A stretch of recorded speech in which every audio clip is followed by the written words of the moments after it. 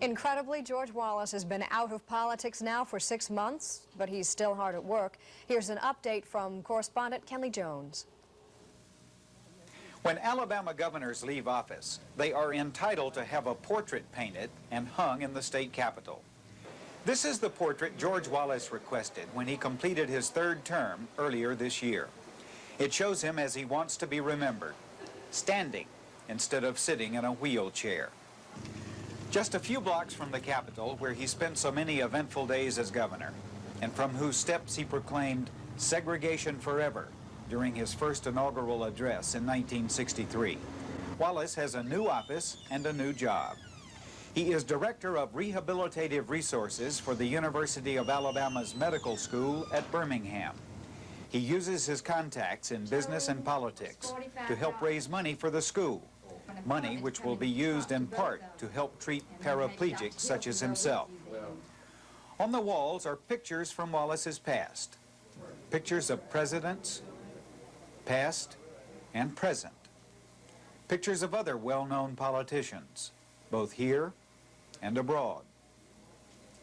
Covers of national magazines which featured stories on Wallace.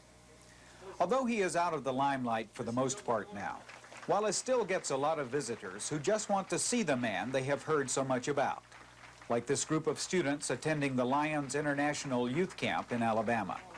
Invariably, Wallace is asked whether he intends to get back into politics someday. I don't have that in my mind at all now, no. I've been in a long time, and in results, I'm in a chair. So maybe I've had enough politics. The end began here, in Laurel, Maryland, in 1972, as Wallace was campaigning for the presidency for the 3rd time. The shooting left him paralyzed from the waist down. Wallace says now his 4th presidential campaign in 1976 was a mistake because voters simply could not accept a candidate in a wheelchair. Crippled and in constant pain, he calls it discomfort. It is an effort for Wallace to make public appearances. But he does it because he enjoys getting out and meeting people and talking about what he believes is his most important contribution to American politics, making it possible through his presidential campaigns for a Southerner to get elected president. This occasion was a history class at the University of Alabama in Birmingham. I've been involved in a little history, they say. The political history that the people of this state made through, I think, destroying the myth that a Southerner cannot run and win, the myth, in my judgment, is destroyed. Where Jimmy Carter got elected, and of course... Wallace refuses to be drawn into 1980 presidential politics at this point, except to indicate that if Mr. Carter is renominated, Wallace will support him, and to say flatly there is one Democrat he would not support. I do hope that Governor Carter can beat Governor Brown. Because, you know, Governor Brown sleeps on a mattress or padded. And when I was a little boy in the Depression, we always wanted to get off the floor on a bed. And so any man that would go back to the floor when he can sleep in a bed, I don't know where he knows where we are now. Wallace has not lost his sense of humor and still enjoys jibing the press. When he saw this reporter in the audience, he told the story of the time another NBC reporter asked him if it were true there were a lot of outhouses in Alabama. And I said, as far as the outhouses are concerned, I said, it was in the Depression an economic barometer. If you had a one-holer, you were poor people. And if you had a two-holer, you were middle class. And if you had a three-holer, you were NBC. Wallace acknowledges, regretfully, that his place in history will be tied to his segregationist policies of the 1960s, when he stood in the schoolhouse door to protest the integration of the University of Alabama. He says he was right to stand up for what he believed in, but he admits now that what he believed in was wrong. I believed it was in the best interest of white and black to be in a segregated school system. But I was wrong, and once we lost the legal battles, I think we all saw we were wrong, except maybe a few. It shouldn't have been that way, but it was, and that's what we believed. And we thought it was in the best interest of everybody concerned, but it wasn't. And it's over, and it ought to be over, and it's gone. It'll never come back. Anybody who wants it back, they just ought to have the head examined. Wallace has bought a new home in a Montgomery subdivision. He lives there with his son, George Jr., and his daughter, Lee, children by his first wife, Lurleen, who died of cancer in 1968. There is a picture of Lurleen in a prominent place, but no picture of his second wife, Cornelia. That marriage ended in a bitter divorce, and Wallace will not talk about it publicly. Nor will he say very much about Arthur Bremer, the man who shot him. Well, I never think about Arthur Bremer, really, unless I read about him or something, note about him, or you ask me a question. No, I don't dwell on that. I have no ill feeling toward Arthur Bremer. I've forgiven him, and I hope he's asked forgiveness himself. You cannot be bitter the rest of your life about something that happened. It'll consume you. I don't hate Arthur Bremer. In fact, I've forgiven him. Last Sunday, Wallace attended the Talladega 500 stock car race at the Alabama International Motor Speedway, where he rubbed elbows with some of his former political supporters. Sources close to Wallace say they will not be surprised if, when the next governor's race rolls around, Wallace is in it, despite the wheelchair. Politics for him, they say, is the best medicine of all. For today, Kenley Jones, NBC News, Montgomery, Alabama. This is Today on NBC.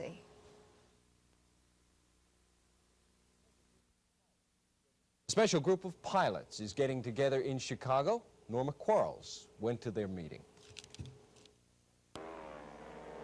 They were known as the Black Air Force, 986 black airmen trained at the Tuskegee Institute who became fighter pilots in World War II.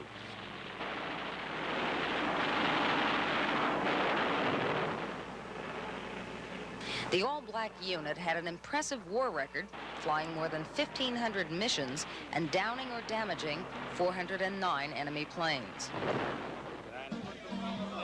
This week, the original black airmen are holding a reunion in Chicago, paying tribute to their outstanding graduates. 9 pilots went on to become generals, including the late Chappie James, the nation's first black 4-star general. Another member was Elwood Driver, vice chairman of the National Transportation Safety Board, currently investigating the DC-10 crash in Chicago. An experiment was to find out if blacks could fly, could think, and could do what other people did. If we had failed, of course, the experiment would have said that we could not do, and we could not allow that to happen. They didn't fail in war or in peacetime. Among their ranks, although not attending, are Mayor Tom Bradley of Los Angeles, Mayor Coleman Young of Detroit, Congressman Louis Stokes, and Percy Sutton of New York. But a number of doctors, judges, and business executives did attend. There are no more of the original Tuskegee Airmen left on active duty. The last, Colonel Lloyd McKeithen, retired just this month, ending an era. These black pilots who accomplished so much say despite their unity, they hope never again to see another segregated military unit in the United States. Norma Quarles, NBC News, Chicago.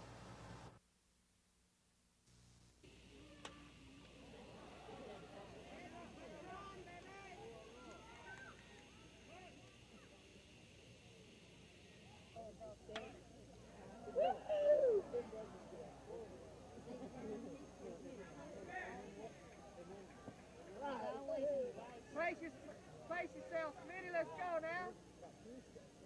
Smitty, give me a sanitary. Oh! Look at that thin curve. He's gonna, that's 3, that's 3.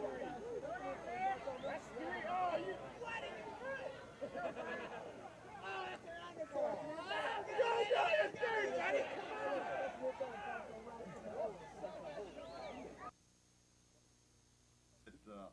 Governor James was a special guest of radio station WABT on its program, The Great American Talk Show. Listeners called in questions, and as Governor James soon learned, many of them were quite to the point. Do you think that the Ku Klux Klan should be outlawed? I believe that many of the goals of the Ku Klux Klan are wrong. It's of course, has been racist in nature, clandestine, and I don't believe in that. I believe that a great majority of Alabama citizens are law-abiding, I believe they believe in the Bill of Rights, fair play for every citizen. And any organization that acts outside of that posture or that policy or that philosophy, I would be in total disagreement with them. Another questioner asked the governor about the ethics law. James responded by saying he would make no effort to weaken the state's current ethics legislation. James was also asked about the recent renovation of Lieutenant Governor George McMillan's office. The governor said he saw the offices before the work and they did need some improvement. However, he said he really has no say-so in the matter because of the separation of powers of the legislative and executive departments of government. Dennis Latham, WSFA TV News.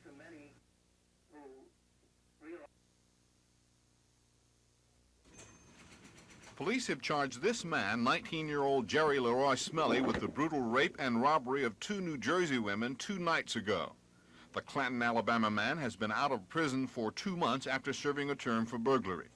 Police Detective Major L.A. Pierce says the suspect has admitted to the crimes. This subject was interviewed in Tuskegee at the Macon County Jail and was later transported to the Montgomery Police Department, where he confessed to the assaults and rape. Physical evidence collected from the victim, suspect at the scene, is presently being examined by the State Department for Forensic Sciences. He has now been identified through a police lineup as a subject wanted in the rape and assaults.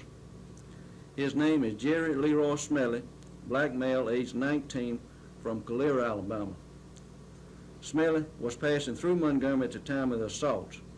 Montgomery police are still questioning Smelly in connection with the rape case, and we are told the case against Jerry Leon Smelly may be presented to this week's Montgomery County Grand Jury. This is Norman Lumpkin, WSFA TV News at Police Headquarters.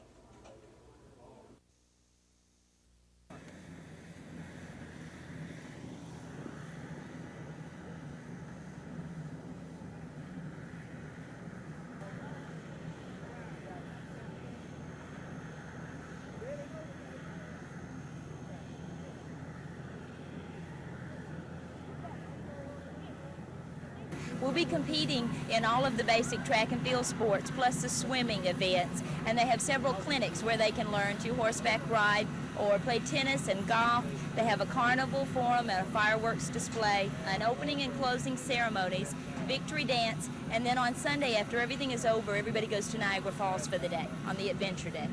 Kids from all over Alabama are going on the plane, right? Yes, we have 66 athletes going. And we are in every county now. Special Olympics is in all 67 counties of Alabama. So we're represented.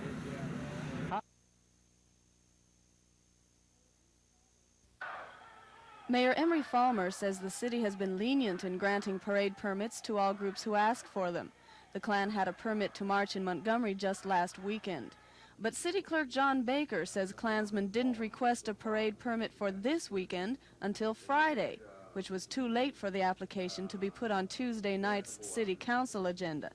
Klansmen say they applied for the permit 2 weeks ago and that city bureaucrats are dragging their feet in granting it. Whatever the reason, the Klan has no permit to assemble in Montgomery this weekend. They say they will march anyway. Klansmen expect to get to Montgomery sometime Sunday morning. If they pass this point, they could clash with Mayor Falmer and city police. The mayor has said he won't allow the KKK to march through the city without a permit, and the Klan can't get a permit before Sunday unless a special meeting is called of the City Council. That's not likely to happen. Lisa Nielsen, WSFA TV News. The Robe Klansmen showed up in vans and buses for this march that they say is to counter the 1965 Civil Rights March from Selma to Montgomery. Klan Dragon Bill Wilkerson told reporters they were unmoved when the Montgomery City Council denied them a parade permit to complete this march. Well, first, we're going to attempt to get an injunction. Failing that, we're just going to march anyway. We've demonstrated good faith in applying for the permits, and the city and the chief of police, the council, and the mayor has given us the runaround. And it's obvious they just don't want to grant us a permit. So we're going to try. We're going to continue to try up until the moment to get an injunction or whatever, reason with the mayor. But, you know, we're going in or going to jail, one of the two. The only confrontation with Selma officials arose over large dogs that Klansmen had planned to take with them. Are we going to be arrested if we carry these dogs? Are we going to be when you get out of the city limits, as far as I'm concerned, our jurisdiction ends at the police jurisdiction. If you want to take your dogs with you, then that's fine. The march through Selma was heavily monitored. There were more spectators than participants. The Klansmen chanted white power as they crossed the Edmund Pettus Bridge. Black power. Ain't no such thing as power. Black power. Black power. Black power. Black power. Hey, out here, you got the right thing going there. No, you got the wrong thing, my man. For the next 3 days, these Klansmen will be marching through the blistering summer heat on their way to a possible confrontation with Montgomery police officials. The Klan Grand Dragon says they're prepared to meet anything. For the night, they'll camp on private property and prepare for continuing their march tomorrow morning. With the Klan on their trip from Selma to Montgomery, Chris Grimshaw, WSFA TV News. The KKK spent the night on a 3-acre tract of private property that they leased.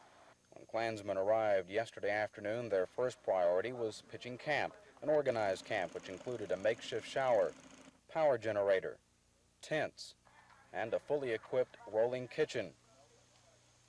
After sunset, it was rally time. Grand Dragon Bill Wilkinson lauded his Clavern's goals to reverse affirmative action and counter the civil rights efforts of the mid-60s. Wilkinson praised KKK youth camps, camps where segregationist philosophies are taught to children. The close of the rally was the Klan's cross-burning ceremony. Behold the fiery cross, still breathing. All the troubled history failed to quench its hollow flame. It shall burn by this Morning, and more walking for Klansmen who've grown from their original 25 to 50 yesterday to nearly 100 in all. About 55 are marching at times. The Klan's plan is still to reach Montgomery Sunday. With the Klan on their route from Selma to Montgomery, Chris Grimshaw, WSFA TV News.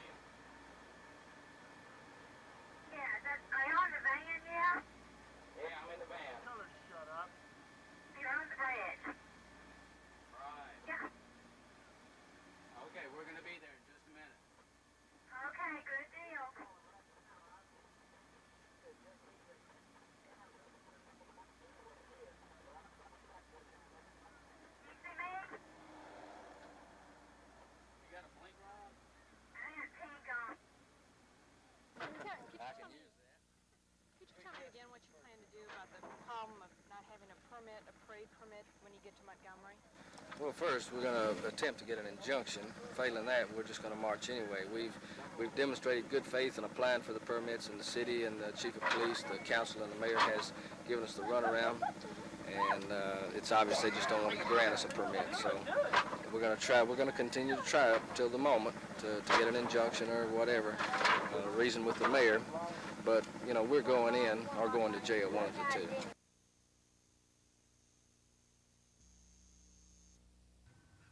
It was 1965 when Viola Liuzzo was shot and killed while ferrying civil rights workers back to Selma from Montgomery following their historic march. Today, 14 years later, in a light, drizzling rain, some 50 Ku Klux Klansmen walked past the spot. Grand Dragon Bill Wilkinson gave little notice. Well, I just hope the FBI don't have someone down there to shoot me like they did her. Klansmen walked most of the day, stopping periodically for water and a short rest. One Klansman, Jerry Banks, a 32-year-old Selma resident, was arrested in that city yesterday for violating Alabama's new law prohibiting firearms near a public demonstration. Klan Grand Dragon Bill Wilkinson says that the arrest was illegally carried out, and they will go to court over that as well. A cross burning capped off the KKK rally last night. Wilkinson denounced the 1965 Civil Rights Act and promised to overturn affirmative action. Wilkinson says this must be done before blacks, Jews, and communists take over the United States. With the Klan on their way to Montgomery from Selma, Chris Grimshaw, WSFA TV News.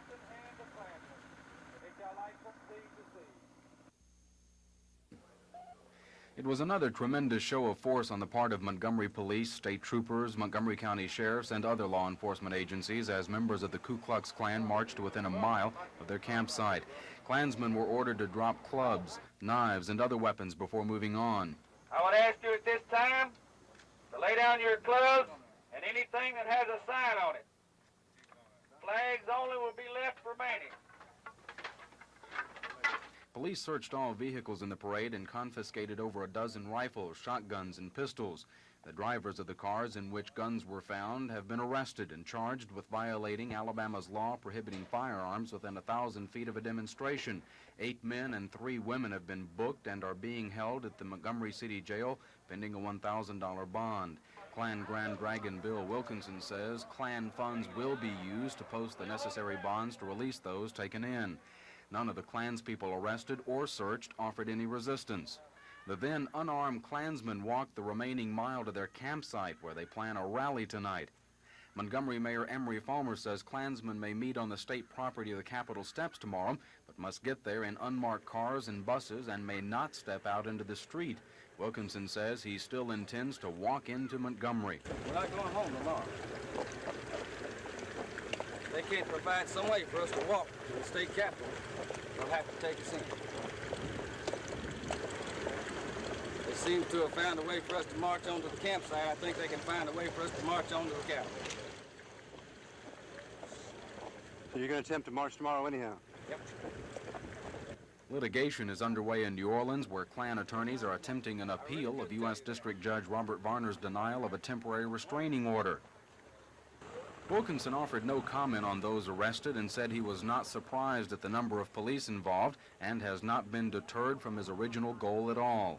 Wilkinson has not said how or when he intends to walk to the steps of the Capitol, but that will come tomorrow morning. Chris Grimshaw, WSFA TV News. The procession started at the Dexter Avenue King Memorial Baptist Church in Montgomery. The group headed for Selma, stopping to award plaques at places such as St. Jude's Church, where 1965 marchers were allowed to spend the night. On the way to Selma, the caravan passed Ku Klux Klansmen, who say they've been marching for white civil rights. In Selma, about 500 persons packed Brown Chapel, where the 1965 march began. Those who were with Martin Luther King then reminisced. I never dreamed that I would have the opportunity to come back here, and I've been back many times since, but to come back here, and it took the funeral directors and the Mortician Association to bring us all together, but to be on the platform with the former mayor and the current mayor of the city of Selma. So I must say, Selma, you've come a long way, baby.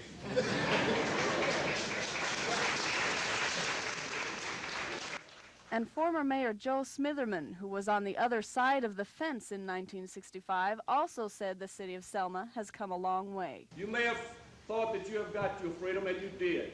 And it's self-evident here in this city. But whites were freed too. After those marches and demonstrations, then we could sincerely, without fear of reprisal or economic reprisals against our business, we could stand out and we could shake hands with our fellow men. We could say Mrs. to great ladies that we had known all of our lives and previously we were afraid to. I don't stand here politically, I just got out of politics. Then came the unveiling. About 1,000 persons stayed through the rain to watch Dexter King uncover the monument honoring his father. As one speaker described it, the monument will stand so young people who don't remember King will ask questions about him.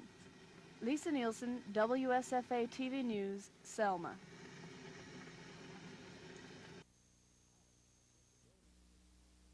Adams, who was with the Building Commission during the administration of former Governor George Wallace, is accused of committing perjury in testimony to the grand jury.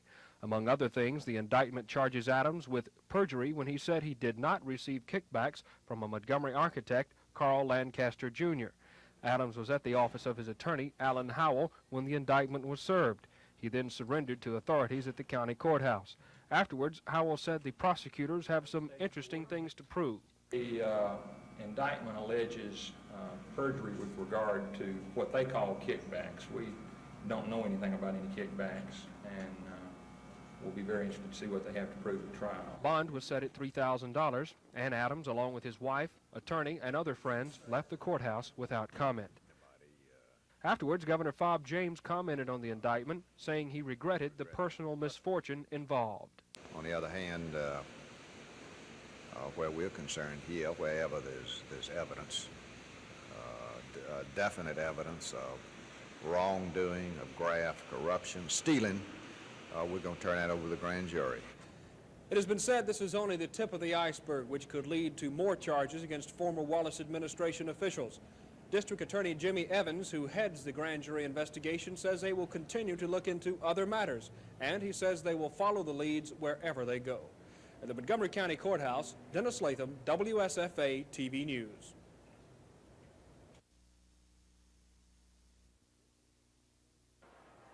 It could be that when you get in your 1983 car, the seat belts move to conform to your body. This is just one of the many prototype systems being tested throughout America, this one made by Allied Chemicals, a firm that helps produce seat belts. The demonstration in the Eastdale Mall featured the specially equipped car, movies, slides, posters, and seatbelt tester. Project Director Lewis Trucks. The idea is to convince people by showing them on this demonstration and the various cars and parts of the exhibit that it's smart to wear seatbelts. Our idea is to show them the advantages, the perhaps disadvantages, and to improve their misconceptions perhaps about the use of seatbelts. This machine is called the Convincer. Traveling at 8 miles an hour, it's designed to remind you the importance of wearing seatbelts. It gets the point across. Paul Roth, WSFA TV News. Alabama soybean farmers are growing what could be a record bumper crop this year. In Montgomery County, 55,000 acres are shaping up well, and estimated yields could be as high as 28 bushels an acre. Associate County Agent Bobby Hanks says insect damage is light and the plants have overcome the recent dry and wet spells. Hanks notes the pods are looking good, not only on early plantings, but on the acreage planted later. He says the weather will be a major factor during the next few weeks. What we're needing is a rain every week from now on out till about the last of September when our soybeans are fully matured. And these farmers now have some real good beans, and they have a real good pod set on these beans. And another thing we need to watch out for is the pod worms and also maybe the velvet bean caterpillars that will come in a little bit later on. The pod worms, if they get in the field, they'll do a lot of damage, and we don't realize it, sometimes. So we need to check these beans every day or every other day. And also, I think if we get this and get the rain, that the crop in Montgomery County ought to be a bumper crop this year. Towards the end of the month, the plants should begin to turn color and dry out. During the last 3 months of the year, Alabama soybean farmers should bring in their best harvest ever. At the moment, prices on the Chicago Board of Trade are over the $7 figure, but with high yields, prices could go even higher.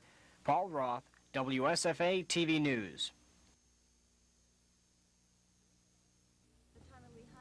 The international jurists met with reporters in front of the state capitol. Sir Arthur McShine is a former Chief Justice in Trinidad, and Sergio Insunza was the Minister of Justice in Chile under the Allende regime. Speaking through an interpreter, Insunza said he was touched by the plight of Tommy Lee Hines, a mentally retarded black man accused of raping a white woman. I have been particularly impressed by the Hines situation. Considero que es un retardado mental que no me explico por qué está en una prisión. I can see that he's a mentally retarded individual, and I can simply not explain to myself why he's in prison at all.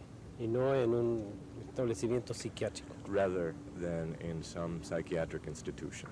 Insoon-San McShine also visited Johnny Harris, who has spent 5 years in isolation and awaits the death penalty for what officials call his part in a prison riot. As far as Johnny Harris is concerned, the fact that he said yesterday that he is not the person who murdered the guard during the prison revolt, the explanations given to him by him are also very convincing as far as I'm concerned. I consider that 5 years in prison for this is entirely too much. Pero incomunicado. Incommunicado by himself. The judges and lawyers will meet August 20th in Geneva, Switzerland to discuss their findings on American prisoners' human rights. Then they'll make recommendations for a petition to be presented to the United Nations. Lisa Nielsen, WSFA TV News.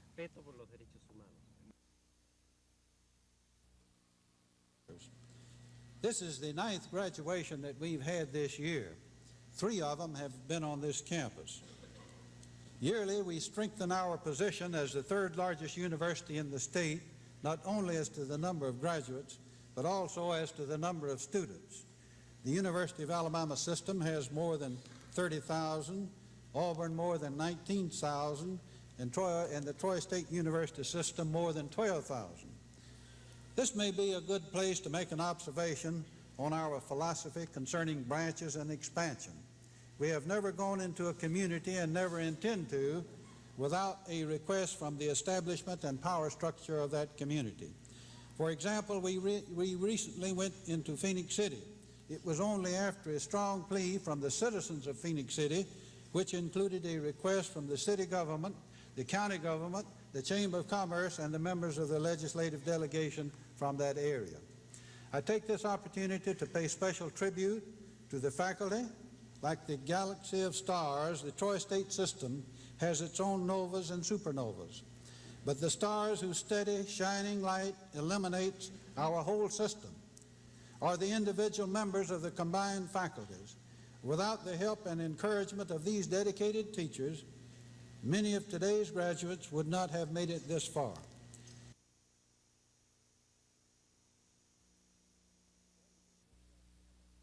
Standing before Judge Randall Thomas, neither Gerald nor Robert Vogel had anything to say on their behalf while sentence was passed. In July, the brothers were found guilty of possessing a controlled substance. Noting the conviction, Judge Thomas sentenced 24-year-old Gerald Vogel to a total of 20 years in prison, his stepbrother Robert to 50 years behind bars. Both had been sentenced on 11 counts of the indictment. Attorney Frank Riggs says he wasn't surprised at the sentence, calling it illegal. Riggs noted he understood Alabama law on drug possession allowed a defendant to be sentenced only once for a single offense. However, prosecutor Ellen Brooks said her office and the judge's law clerk determined no such stipulation. In fact, she says the law is unclear whether a defendant can be sentenced for each controlled substance conviction when found to be in possession at one time and place. Attorney Riggs says he plans to appeal the judge's decision and continue to challenge the way police officers found the drugs in the Vogel's car on a back road in southeast Montgomery May 30th. Meanwhile, the Vogel brothers remain in jail under $165,000 bond each. Paul Roth, WSFA TV News.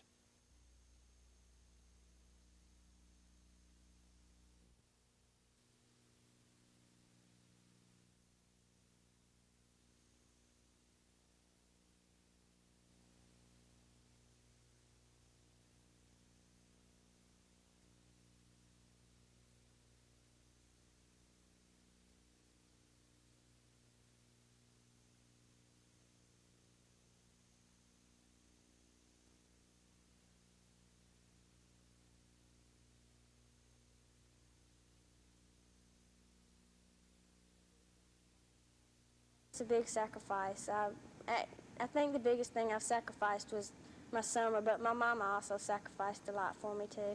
Is it worth it, all the sacrifices, all the hours? Yes, so if you really want something, it is. You have to work hard to get anywhere, and if you want to really get something, you have to get in and practice very hard. What kind of dreams do you have? Well, later on in life, I'd like to go to the Olympics, but right now I'm not sure. Just next year, I'd like to win first instead of third at Nationals.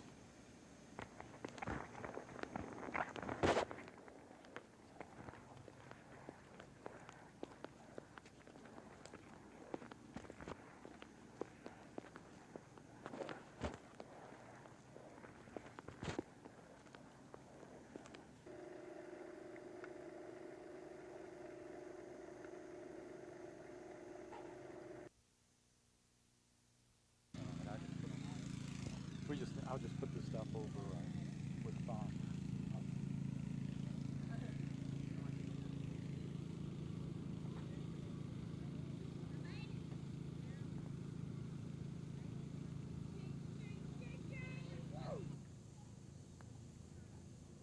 There you go. Hey, might get the center this time. Hey, there you go.